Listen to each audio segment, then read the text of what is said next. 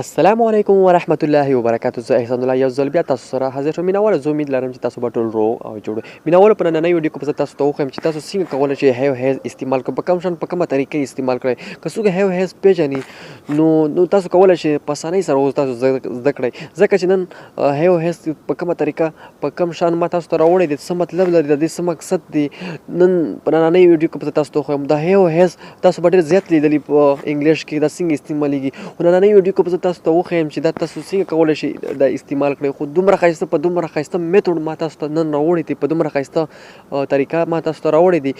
انشاءالله تاسو نه به هېڅکله هم بیا نه هېرېږي، ځکه چې په کوم شان ما تاسو ته راوړی دی دا ډېر زبردست په ډېر ښایسته طریقه ما تاسو ته لیکلی دی. ښه شرط تر دې ښه چې تاسو ویډیو تر اخره وګورئ، ځکه چې تاسو ویډیو تر اخره نه وي کتلي بیا تاسو هېڅکله هم نشئ پوهېدلی.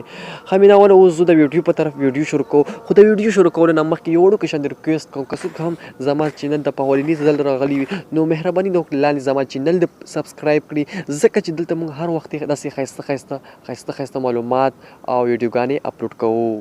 ښه مینهواله اوس زه د ویډیو په طرف ویډیو شروع کوو.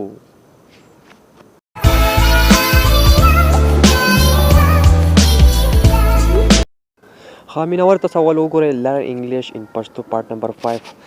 تاسو مخکې شاته کوم حصې چې دي که نه هغه تاسو هم کتلی شئ، ځکه چې تاسو ته ما مخکې ویلو ما زه تاسو ته بالکل د شروع نه نیسم، هغه ما تاسو ته شروعات نه نیولې دی. که چا نه یې کتلي نو تاسو کولی شئ هغه هم وګورئ. ښه اول راځو د یوز اف هیو هیز.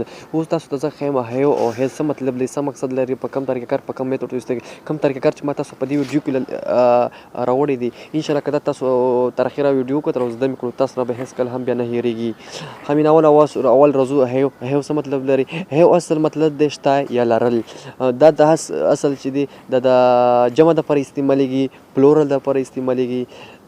لکه ویو دې سره اکثر راځي، ویو دې چې دی دا جمع دپاره دی، او هیز چې دی دا هی شي ایټ سره، هی شي ایټ چې دی دا د واحد دپاره دی، دا د واحد دپاره استعمالیږي هیز. او دې اوس راځو اول هیو ته راځو چې هیو څه مطلب دی. ټیک شو. د یوز اف هیو.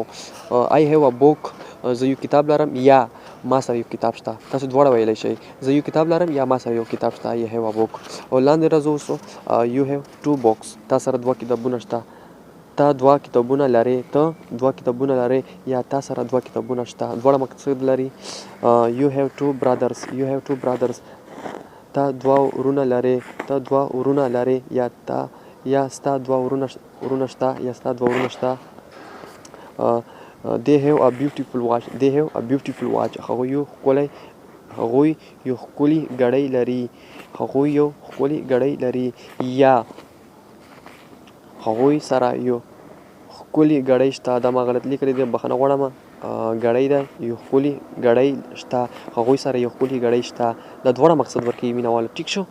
لاندې راځو we have two brothers and two sisters. we have two brother and two sisters. دلته مې غلطي کړې ده، ای په ځای مې ایس په ځای مې ای لګلې ده، بخښنه غواړم. we have two brothers and two sisters. موږ دوه ورونه او دوې خویندې لرو. ټیک شو. او یا دا مقصد ورکوي. ټیک شو. د یوز اف هیز. اوس راځو هیز څه مطلب لري.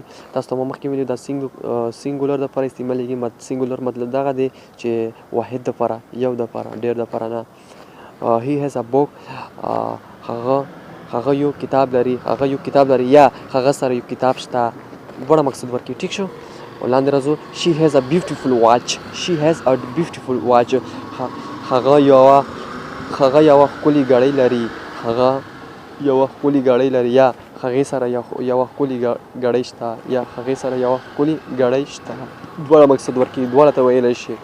دواړه مطلب یو دی چې سوچ ورته وکړي پښتو کې مینهواله. پوه شو. ټیک شو. هی هیز ا هاوس. هی هیز ا هاوس. هغه یو کور لري یا هغه سره یو کور شته. پوه شو مینهوال. دا نننۍ ویډیو وه، تاسو په پوه کړل هیو څه مطلب لري، هیز څه مطلب لري. د هیو هیز مطلب استعمال اصل داسې دی. او تاسو ته چې نن په نننۍ ویډیو کې ما وښودلو.